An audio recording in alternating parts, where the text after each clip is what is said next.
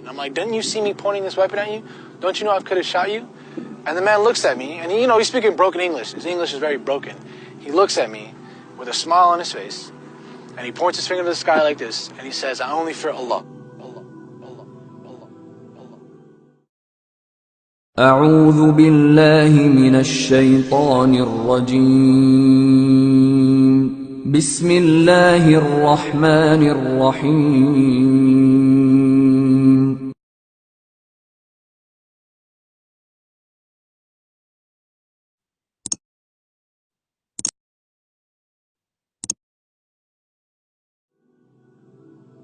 Growing up, I grew up in a black household, we used to go to church every Sunday, Southern Missionary Baptist Church, the church where, they got a hoot and holler for God and singing kinds of songs and people speaking in tongues. It was always a good time. Demonic possession, demonic oppression, in Jesus' name. Come on, church, come on. Let's fight together. Right now, in Jesus' name, there'll be freedom and victory coming in his soul. At church, we'd be there all day on a Sunday, but it was a good time. One summer, my mom put me on, she locked me down the whole summer. I couldn't leave the house. I was on punishment, And in doing that, stuck in the house, I didn't have much to do. So what I would do was I would watch all her old video cassettes. This is back when they had the VHS, the VCR player, you had to press rewind, all that old stuff. Anyways, I came across this movie, it's called Malcolm X. And I heard about Malcolm X, but in school, in public school especially, they don't teach you a lot about Malcolm.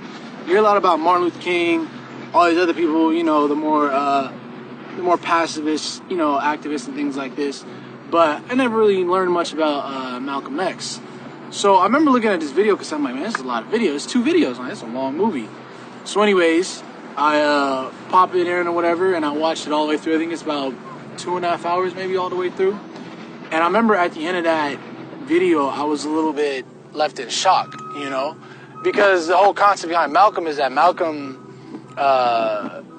he was never really a Christian, but, he did all of his work in the name of Allah, you know what I mean? And he did his work in the name of helping people, benefiting them. And at the end of the day, he was Muslim, But the problem was that, for me, was that as a Christian, I had learned that if you didn't accept Jesus into your life as your Lord and personal Savior, you was going to hell.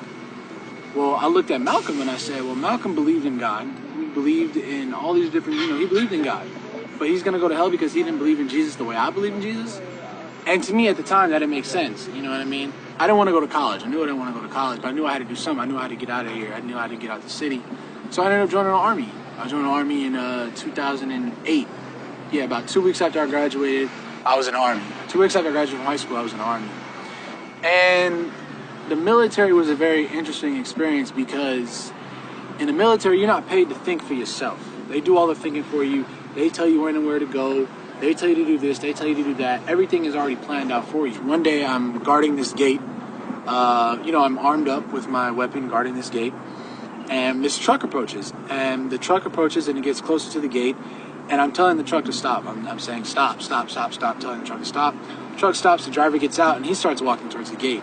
Well, I tell him, I say, you have to stop. I'm yelling at him, stop, stop, stop, stop, stop, stop. And the whole time he's coming at me, he has this smile on his face. So I'm thinking in my head, this man is crazy. This man is loony. He's out of his mind. I don't know what's wrong with him. Anyways, he continues to come closer and closer and closer. And by this time, I've pointed my weapon at him. I'm telling him I'm going to shoot and all this stuff. But something was telling me not to shoot. Something was telling me not to pull the trigger. So I didn't. And what happens is that he approaches me, and from his underarm, he produces his paperwork telling him that it was okay for him to get in the gate. Well, in the conversation I'm having with him, I'm telling him, you can't come into the gate. You're not welcome in the gate. And I'm like, didn't you see me pointing this weapon at you? Don't you know I could have shot you?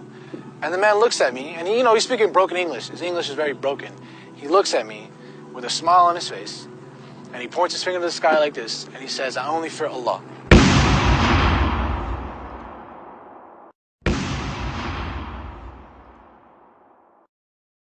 And in my head, I'm like, all right, dude, whatever. You know what I mean? You got problems. You know what I mean? You out here defying guns and stuff. No, you're tripping out. Whatever, right? So what happens is that I come back out to California about October of 2011, and then I took my Shahada at Farouk because I knew a guy that actually was going there at the time that I had met through some other friends that was going there at the time, and he invited me to come through and take my Shahada. And, you know, one thing that I would say to everybody that's watching this, or, you know, to anybody that's interested in Islam, is do not hesitate to go out and do the research and visit a masjid. You know what? I'm not going to lie to you.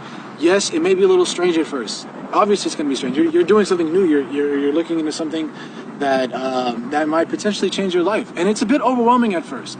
And sometimes the thing is that sometimes when we discover the truth, we try to run away from it because we don't want to believe it. But the problem is that the truth, you can't run away from the truth forever. It's always going to be in the back of your mind. You know, and sometimes when people discover Islam, they look at it and they say, no, this can't be true. They think they know it's true, but they back away from it because they're scared of the truth, you know?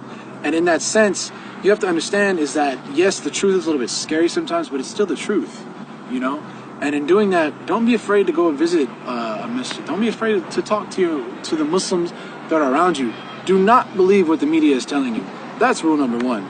Don't believe what the media is telling you. Don't let anybody tell you that ISIS, the Taliban, represents Islam. Because if that's the case, then the KKK represents Christianity. And everybody knows that's not true. So don't let anybody tell you what Islam is until you go out and you do it for yourself. Research it for yourself.